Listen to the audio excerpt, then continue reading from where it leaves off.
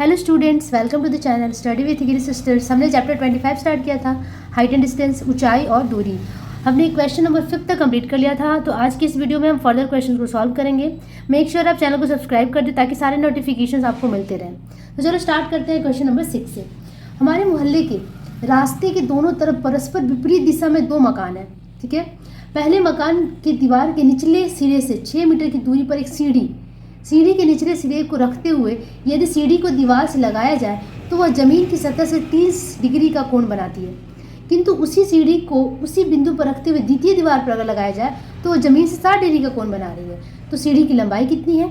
और दूसरा क्वेश्चन है, द्वितीय दीवार से निचले सिरे से सीढ़ी का निचला सिरा कितना दूरी पे है, रास्ता कितना चौड़ा था, ये हमें ज्ञात करना है। साथ ही साथ द्वितीय मकान की कितनी ऊंचाई पर सीढ़ी का ऊपरी हिस्सा स्पर्श करेगा, ये भी हमें ज्ञात करना है। तो इतना बड़ा क्वेश्चन है, हमें सबसे पहले तो फिगर ड्रॉ करना होगा। 2 मकान है और दोनों के बीच में रास्ता है, एक सीढ़ी रखी हुई है। पहले सीढ़ी को इधर घुमाया जा रहा है, ठीक है, उसके बाद फिर इधर घुमाया जा रहा है। जब इधर है तो 30 डिग्री का एंगल बन रहा है, इधर है तो 60 डिग्री का बन रहा है। तो वो सारा कंडीशन हमें देखना होगा, तब हम इसे सॉल्व करना होगा। तो चलो फटाफट हम फिगर ड्रॉ कर लेते हैं। ठीक है, तो पहले दिया हुआ 2 मकान है। ठीक है, तो दोनों मकान के बीच एक चौड़ा रोड है। ठीक है, चौड़ाई वाला काफ़ी लंबा चौड़ा सा रोड है। तो 2 मकान हम अज्यूम कर लेते हैं, माना कि इस तरीके से हम बनाते हैं। ये हमारा पहला मकान है, ठीक है, और ये दूसरा मकान है। ठीक है, ठीक है, एक बार और क्वेश्चन को देखते हैं। 2 मकान है, पहले मकान की दीवार के निचले सिरे से 6 मीटर की दूरी पर एक सीढ़ी। पहले मकान का निचला सिरा से 6 मीटर की दूरी पे, ठीक है, 6 मीटर की दूरी पे एक सीढ़ी लगाई गई। ये मान लीजिए सीढ़ी है, ठीक है, सीढ़ी लगाई गई और जो कि एंगल बना रही है कितने डिग्री का, 30 डिग्री का एंगल बना रही है। ठीक है, 30 डिग्री का कोण बनाती है। किंतु उसी सीढ़ी को उसी बिंदु पर रखते हुए द्वितीय दीवार पर अगर लगाया जाए तो 60 डिग्री का। अब इसी बिंदु पर रखते हुए द्वितीय दीवार, ये मान लेते हैं कि ए बी एक दीवार है, पहला मकान है, ठीक है, पहला बिल्डिंग है। दूसरा बिल्डिंग है ए बी सी डी मान लेते हैं। और जब यहाँ से इसी लैडर को घुमाया जा रहा है तो ये 60 डिग्री का कोण बना रहा है। ये थोड़ा सा ऊंचाई ना इसकी वैसी बड़ी होनी चाहिए थी, हाँ। तो ये 60 डिग्री का कोण बना रहा है। यहाँ पे मेरा तो दोनों इक्वल दिख रहा है, 30 डिग्री थोड़ा नीचे जाना चाहिए था, ठीक है, लेकिन अब बन गया फिगर। आप लोग अपने अकॉर्डिंग से बनाना, क्योंकि ये जो है ना ये डिस्टेंस ना ऐसे 30 डिग्री ऐसे लिटा के जाएगा, यहाँ पे जाएगा, ठीक है, और ये ऐसे ऊंचा करके जाएगा कि ये मकान ऊंचा होगा और ये नीचा होगा, तभी ये जो लेंथ है ना इक्वल हो पाएगा। ठीक है, तो थोड़ी सी मिस्टेक हो गई, कोई बात नहीं, आप लोग अपने तरीके से कर लेना। ठीक है, तो 60 डिग्री का कोण बन रहा है। ये हम मान लेते हैं ओ पॉइंट मान लेते हैं जहाँ पे फिक्स पोजीशन है सीढ़ी का। ठीक है, तो अब सॉल्व करते हैं इसे फर्दर। ये 6 मीटर दिया हुआ है और कुछ भी यहाँ पे नहीं दिया हुआ है। ठीक है, तो हम क्या करेंगे, हमारे पास जो इन्फॉर्मेशन है उसके अकॉर्डिंग हम देखो, यहाँ पे एक एंगल दिया हुआ है और एक लेंथ भी हमारे पास दिया हुआ है। तो एंगल है और लेंथ है, तो इससे हम ए बी का लेंथ ईजिली निकाल सकते हैं। तो पहला बिल्डिंग का लेंथ हमें मिल जाएगा। ठीक है, तो इस तरीके से फर्दर क्वेश्चन को हम सॉल्व करेंगे। तो हम ये देख लेते हैं, माना ए बी और सी डी के मध्य बी डी एक चौड़ा रास्ता है। बी डी एक चौड़ा रास्ता है, ठीक है, जिसमें बी ओ की लंबाई दी हुई है। बी ओ बराबर 6 मीटर है, ठीक है, और एंगल ए ओ बी दिया हुआ है कितना, 30 डिग्री, तथा एंगल सी ओ डी कितना है, 6 डिग्री है। ठीक है, तो ये सारी चीज़ें दी हुई हैं। चाहे तो आप पूरा एक्सप्लेन करके लिख सकते हैं कि पहले सीढ़ी को इस तरफ लगाया गया, पुनः उस सीढ़ी को उस तरफ मोड़ा गया और दूसरे बिल्डिंग के साथ लगाया गया, दूसरे मकान के साथ लगाया गया, तो वो 60 डिग्री का कोण बनाती है। ये पूरा आप लिख सकते हो। ठीक है, तो मुझे थोड़ी सी जगह की और थोड़ा सा चीज़ों की कमी है, जिसकी वजह से मैं लिख नहीं पाती। अगर क्वेश्चन अच्छे मार्क्स का हो, या 5 और 6 मार्क्स का क्वेश्चन होता है या फिर 4 मार्क्स का भी होता है, तो वो सारी चीज़ों को हम लिखते हैं और बोर्ड में लिखना जरूरी भी है। ठीक है, ऐसे आप जैसे मेरा मेन उद्देश्य ये है कि करना मैं आज सिखाऊँ, तो इस तरीके से मैं पूरी तरीके से भर के नहीं लिख रही हूँ, कोशिश करती हूँ मैं करने के लिए, कभी कभी नहीं कर पाती, तो उसके लिए माफ़ कर दीजिएगा। ठीक है, तो अब हम क्या करते हैं, अब देखते हैं कि ट्रायंगल, किस वाले ट्रायंगल में हमें क्या मिलता है। ठीक है, तो सबसे पहले हम देखते हैं ए ओ बी में। ठीक है, तो यहाँ पे हमसे पूछा क्या जा रहा है, पहले हमें ये देखना होगा। हमें पूछा जा रहा है कि द्वितीय दीवार से निचले सीढ़ी का निचला सिरा कितनी दूरी पे है, रास्ता कितना चौड़ा है, द्वितीय मकान कितनी ऊंचाई पर सीढ़ी का कितना ऊपरी हिस्सा कितना स्पर्श करेगा, ये हमें पता करना है। तो हमें सीढ़ी की लंबाई पता करनी है या नहीं, हाँ, पहले क्वेश्चन में ही है कि सीढ़ी की लंबाई हमें ज्ञात करनी है। तो पहले तो हम सीढ़ी की लंबाई पे फोकस करते हैं। एओ क्या है? सीढ़ी की लंबाई, और उसी सीढ़ी को इधर पलट दिया गया है दूसरे मकान की तरफ। तो एओ बराबर ओसी होगा, जितना एओ का लेंथ होगा उतना ही ओसी का लेंथ होगा। तो एओ निकालने के लिए हमें किस ट्रायंगल में जाना होगा? देखते हैं कि पहले एक नंबर सॉल्व करते हैं। ट्रायंगल एओबी में हमें क्या मिलेगा? अगर हम यहाँ पे अगर हम जैसे लाल कक्का, मैंने जैसे आप लोग को बताया था लाल कक्का, तो लाल कक्का के अकॉर्डिंग क्या था? लंब बटा कर्ण साइन होता है, आधार बटा कर्ण क्या होता है? कॉस होता है। तो हमारे पास आधार दिया हुआ है और कर्ण हमें निकालना है, तो हम किसका यूज़ करेंगे? कॉस का यूज़ करेंगे। तो लिखेंगे कॉस 30 डिग्री इक्वल्स कॉस 30 का वैल्यू कितना? कॉस 30 बराबर क्या लिखेंगे? आधार बटा कर्ण। आधार क्या है? बीओ, कर्ण क्या है? एओ। ठीक है, अब यहाँ से हम निकालेंगे कॉस 30 का वैल्यू कितना होता है? √3/2। ठीक है, इक्वल्स बीओ का वैल्यू कितना है? 6, और एओ हमें निकालना था। ठीक है, यहाँ से क्रॉस मल्टीप्लाई कर देते हैं, तो एओ बराबर हो जाएगा A O into √3 into 2 into 6 that is 12, और ये √3 नीचे चला आएगा। ठीक है, सॉरी √3। ठीक है, अब √3 नीचे में है, तो जब भी रूट में होता है तो हम क्या कर देते हैं? रैशनलाइज कर देते हैं, √3 इंटू √3, तो ये हो जाएगा कितना? 12√3/3। 3 से इसको काट देंगे तो 3 चौका 12, यानी कि 4√3 आपका क्या आया? मीटर। ये सीढ़ी की लंबाई। तो हम क्या लिखेंगे अब कि सीढ़ी की लंबाई, सीढ़ी की लंबाई बराबर 4√3 मीटर। ये आपका पहला आंसर, एक नंबर सॉल्व हो गया। ठीक है, अब सॉल्व करते हैं इसके दूसरे पार्ट को। अब दूसरे क्वेश्चन में पूछ रहा है कि दूसरे मकान के निचले हिस्से से सीढ़ी का निचला हिस्सा कितनी दूरी पे है? मतलब ओडी पूछा जा रहा है। दूसरे मकान के निचले सिरे से सीढ़ी का निचला हिस्सा कितना दूरी पे है, मतलब हमें ओडी निकालना है। हमें क्या निकालना है? दूसरे में ओडी का लेंथ हमें निकालना है। ठीक है, तो दूसरा नंबर हम करते हैं। अब ओडी हमें निकालना है तो हमें कौन सा ट्रायंगल लेना होगा? ऑब्वियसली सीओडी लेना होगा। ठीक है, तो सीओडी ट्रायंगल ले लेंगे।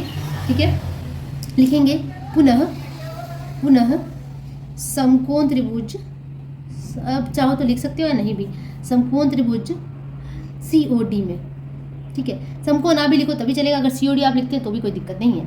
ठीक है, सीओडी में क्या मिलेगा हमें यहाँ पे क्या लेना होगा? यहाँ पे भी हमें कॉस से ही फायदा हो, कॉस लें, यहाँ पे हम ओडी निकालना है, कॉस भी ले सकते हैं, और हाँ कॉस ही लेना होगा, क्योंकि यहाँ पे इसका लेंथ हमें मिल चुका है। इसका लेंथ हमारा कितना आया? 4√3 मीटर आया है ना, और इसका लेंथ हमें निकालना है, मतलब हमारे पास यहाँ पे कर्ण दिया हुआ है। ठीक है, तो हमें कॉस ही लेना होगा, क्योंकि कॉस में ही आधार आता है ना, आधार बटा कर्ण। तो कॉस 60 इक्वल्स आधार कितना है हमारा? ओडी है, कर्ण कितना है? 4√3 यानी कि ओसी है। तो ओडी तो हमें निकालना ही है, ओसी क्या है? 4√3 है। अब कॉस 60 का वैल्यू √3/2 इक्वल्स OD/4√3। अब इसको क्रॉस मल्टीप्लाई कर देते हैं। ठीक है, क्रॉस मल्टीप्लाई करो, या फिर जब इक्वल का साइन होता है तो इधर से इधर कट भी जाता है, तो 2 2 4 हो गया।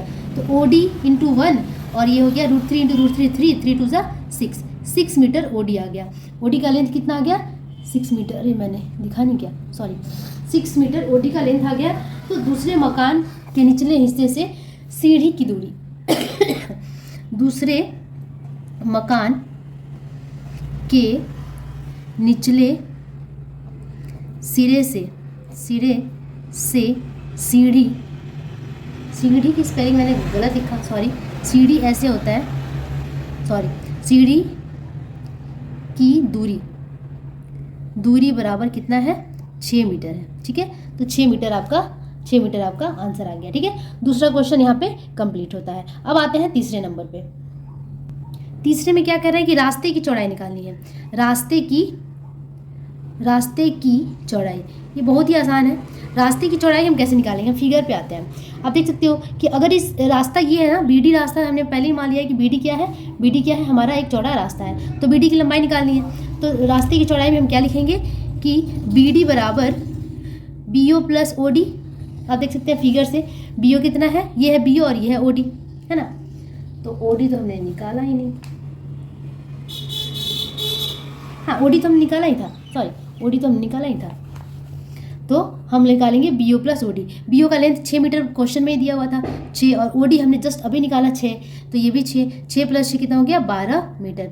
तो रास्ते की चौड़ाई कितनी हो गई 12 मीटर। ये आपका तीसरा नंबर भी यहाँ पे सॉल्व होता है। अब करते हैं हम चौथे नंबर को सॉल्व।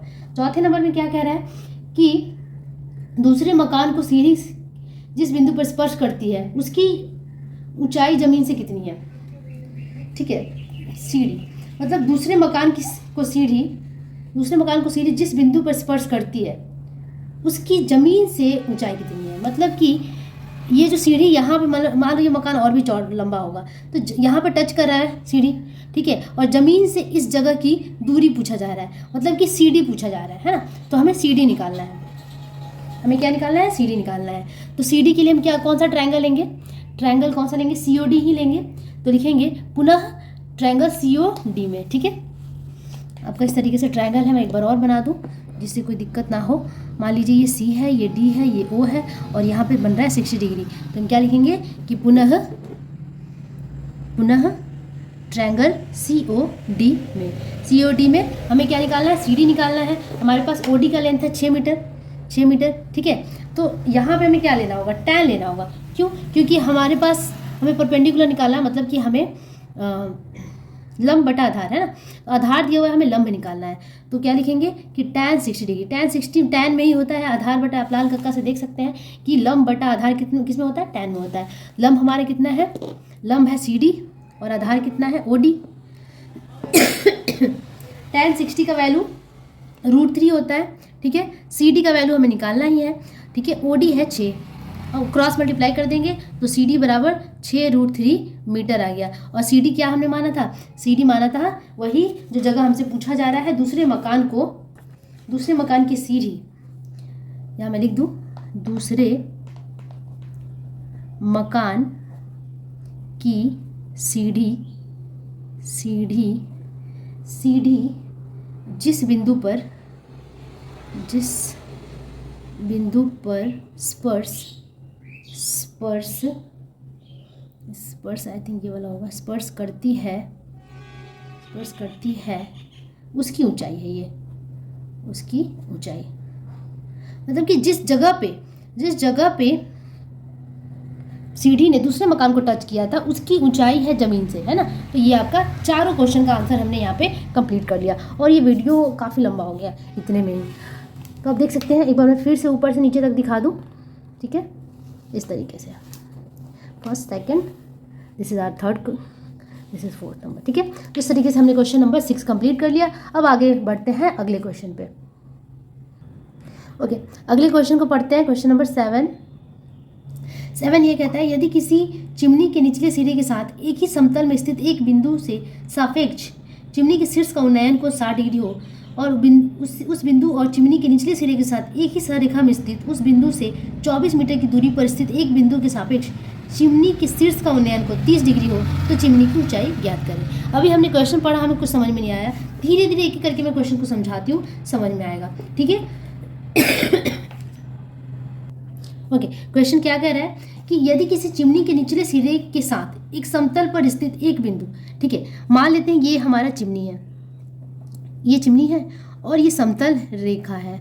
ठीक है, किसी एक बिंदु ले लेते हैं हम। ठीक है, उस बिंदु के सापेक्ष उन्नयन कोण है ना, उस बिंदु को, यहाँ एक बिंदु ले लेते हैं, इसके सापेक्ष चिमनी के ऊपरी हिस्से का उन्नयन कोण कितना दिया हुआ है, 60 डिग्री दिया हुआ है। तो ये कितना है, 60 डिग्री है। ठीक है, अब क्या कह रहा है कि चिमनी के निचले सिरे के साथ एक ही सररेखा में स्थित, इसी को आगे बढ़ाएंगे हम। ठीक है, उस बिंदु से सररेखा में स्थित उस बिंदु से 24 मीटर की दूरी पर, मतलब कि यहाँ पे जो बिंदु खत्म हुआ था, ठीक है, मान लेते हैं कि AB चिमनी है और इस बिंदु पर 60 डिग्री का कोण बना रहा है। अब इसी बिंदु से 24 मीटर की दूरी ले लेते हैं, 24 मीटर की दूरी ले लेते हैं, ये है D मान लेते हैं। ठीक है, अब इसका क्या कह रहा है कि 24 मीटर की दूरी पर स्थित एक बिंदु के सापेक्ष, एक बिंदु है, इसके सापेक्ष चिमनी के शीर्ष का उन्नयन कोण, फिर से चिमनी का शीर्ष का मतलब ऊपरी हिस्सा, शीर्ष का उन्नयन कोण कितना है, 30 डिग्री है ना, 30 डिग्री है। ये है 30 डिग्री। तो कह रहा है कि चिमनी की ऊंचाई कितनी है ज्ञात करें, मतलब कि ए बी की ऊंचाई हमें ज्ञात करनी है। ठीक है, बहुत ही इजी क्वेश्चन है। अगर हम क्वेश्चन को तोड़ तोड़ के पढ़े ना तो इजीली समझ में आ जाएगा। एग्जाम में आप नर्वस मत होइएगा, पहले क्वेश्चन को तोड़ तोड़ के पढ़ने की कोशिश करें, उसका फिगर बनाएं, क्योंकि ये जो चैप्टर है पूरा फिगर पर डिपेंड है। फिगर बनाएं, उसके बाद ईजिली क्वेश्चन सॉल्व हो जाएगा। ठीक है, तो हमें क्या निकालना है, चिमनी की ऊंचाई निकालनी है। ठीक है, तो चलो अब हम इसे सॉल्व करते हैं। ठीक है, मान लेते हैं कि ए बी क्या है, एक चिमनी है। चित्र से हमें क्या मिला कि ए बी चिमनी है और एंगल ए सी बी कितना है, 60 डिग्री का है। ठीक है, अब सी बिंदु से डी की दूरी, सी डी का लंबाई कितना है, 24 मीटर है। ठीक है, और एंगल ए सी डी या फिर एंगल ए डी बी भी कह सकते हैं, ए डी बी है ना, ए डी बी कितना है, 30 डिग्री का है, 30 डिग्री। ये सारी इन्फॉर्मेशन दी हुई है, आप इसको एक लाइन में भी लिख सकते हैं, जो क्वेश्चन में है उसको आप उतार सकते हैं। ठीक है, तो ये दिया हुआ है। अब हम आते हैं, हमें निकालना क्या है, हमें निकालना है चिमनी की लंबाई। लेकिन चिमनी की लंबाई के लिए हमें ये वाली लंबाई भी जाननी जरूरी होगी, क्योंकि ये हमारे पास 60 डिग्री, या तो हमारे पास ये होता या ये होता, ये होता या ये होता, तो हम ये निकाल लेते। ठीक है, तो हम सबसे पहले ना ट्रायंगल देखते हैं, बड़ा सा ट्रायंगल, बड़े वाले ट्रायंगल को लें। तो पहले छोटे ट्रायंगल को से ट्राई करते हैं। ठीक है, लेते हैं कि समकोण त्रिभुज ए बी सी में चलते हैं। ठीक है, इसमें क्या मिलता है हमें, मान लेते हैं, यहाँ पे मान ही लेते हैं कि माना ए बी है ना, माना ए बी बराबर x मीटर है ना, x मीटर हम ए बी को मान लेते हैं। ठीक है, तो हम यहाँ पे हम क्या ले सकते हैं, हमें लंब और आधार की ज़रूरत है, तो ऑब्वियसली tan आएगा, तो हम लिखेंगे tan 60 is equals to A B बटा बी सी। ठीक है, बी सी का भी लेंथ हमें नहीं पता है, ठीक है, और tan 60 का वैल्यू हमें पता है, tan 60 का वैल्यू कितना होता है, √3। तो √3 इक्वल्स ए बी एक्स मान लेते हैं, और बी सी का लेंथ नहीं पता, तो बी सी को ऐसे ही छोड़ देते हैं। ठीक है, फिर अब इसे मल्टीप्लाई करें तो आ जाएगा बी सी इंटू √3 होगा is equals to x, that is B C बराबर हो जाएगा x बाई √3, इतना मीटर। ये आपका इक्वेशन नंबर 1 हो गया। ठीक है, तो बी सी का लंबाई यहाँ से आ गया। अब चलते हैं, बी सी की लंबाई यहाँ से हमें मिल गई। ठीक है, अब हम देखते हैं इस बड़े वाले ट्रायंगल को। हमें एक्चुअली करना क्या है, हमें इसको निकालना है, सी डी निकालना है। तो सी डी के लिए हमें बी सी और सी डी चाहिए। सी डी के लिए हमें क्या चाहिए, बी सी चाहिए, बी सी और बी डी चाहिए। ठीक है, तो हमने बी सी तो निकाल लिया, अब हमें बी डी चाहिए। तो बी डी के लिए हम क्या करेंगे, बड़ा सा ट्रायंगल लेंगे। ठीक है, तो समकोण त्रिभुज लिखेंगे, समकोण त्रिभुज ए बी डी, बड़े वाले ट्रायंगल को ले रहा है, ए बी डी में हमारे पास 30 डिग्री का एंगल दिख रहा है। तो यहाँ पे भी हमें आधार की जरूरत है और लंब की जरूरत है। हम क्या लिखेंगे, tan 30 degree is equals to A b, लंब बटा आधार क्या है, पूरा बी डी। ठीक है, तो tan 30 का वैल्यू 1/√3 और ए बी का वैल्यू हमने x लिया था, बी डी हमें पता नहीं है ना, बी डी हमें पता नहीं। ठीक है, तो यहाँ से हमें मिल जाएगा कि बी डी बराबर x√3 मीटर, बी डी का लेंथ हमें कितना मिल गया, x√3 मीटर। ठीक है, अब हमें निकालना क्या है, हमें एक्चुअली इससे कंपेयर करना है, सी डी से कंपेयर करना है। तो हम लिख सकते हैं ना कि B D minus B D हमारे पास है और बी सी भी हमारे पास है, बी सी बराबर सी डी। आप देख सकते हो कि सी डी हम कैसे निकालेंगे, इस टोटल लेंथ में से अगर ये लेंथ मैं गायब कर दूँ तो ये लेंथ मिलेगा हमें। ठीक है, तो सी डी निकालने के लिए हमने क्या किया, B D minus B C कर दिया। ठीक है, B D minus B C कर दिया, तो बी डी हमारे पास कितना है, x√3, बी सी हमारे पास कितना आया था यहाँ से, x/√3 इक्वल्स सी डी। अब इस इक्वेशन को हम सॉल्व कर लेते हैं। ठीक है, इस इक्वेशन को हम सॉल्व कर लेते हैं। ठीक है, तो यहाँ पे √3 सी डी, √3 से √3 मल्टीप्लाई हुआ 3 हो गया, 3x माइनस ये से ये कटा x, दैट इज हमारे पास क्या आ गया, 2x/√3 इक्वल्स सी डी। ठीक है, तो सी डी का लेंथ आ गया इतना। अब सी डी कितना है, सी डी का तो दिया हुआ है लेंथ, ऑब्वियसली पहले से ही सी डी का लेंथ दिया हुआ है, कितना 24 मीटर है, सी डी इक्वल्स 24 मीटर। ठीक है, तो यहाँ से हम सी डी का लेंथ पुट कर देते हैं। ठीक है, तो 2x/√3 इक्वल्स 24। ठीक है, अब इधर आते हैं तो क्रॉस मल्टीप्लाई करेंगे तो 2x इक्वल्स क्या हो जाएगा, 24 इंटू √3। ठीक है, x इक्वल्स 24 इंटू √3/2। ठीक है, 2 से इसको काट देंगे, 12 नंबर में 12√3x आ गया। और x हमने माना किसको था, x हमने माना था चिमनी की लंबाई। ठीक है, और यहाँ पे पहले से ही दे दिया है कि √3 का वैल्यू, क्वेश्चन में ही दे दिया है कि √3 इक्वल्स 1.732। तो इसका वैल्यू ऑब्वियसली पुट करना होगा। तो चिमनी की लंबाई AB बराबर x है, यानी कि 12√3 है। 12 इंटू √3 का वैल्यू 1.732। ठीक है, मल्टीप्लाई कर लेते हैं तो मल्टीप्लाई करने के बाद 20.784 मीटर ऐसा कुछ आएगा आपका। आप खुद से भी एक बार कैलकुलेशन करके देख लीजिएगा।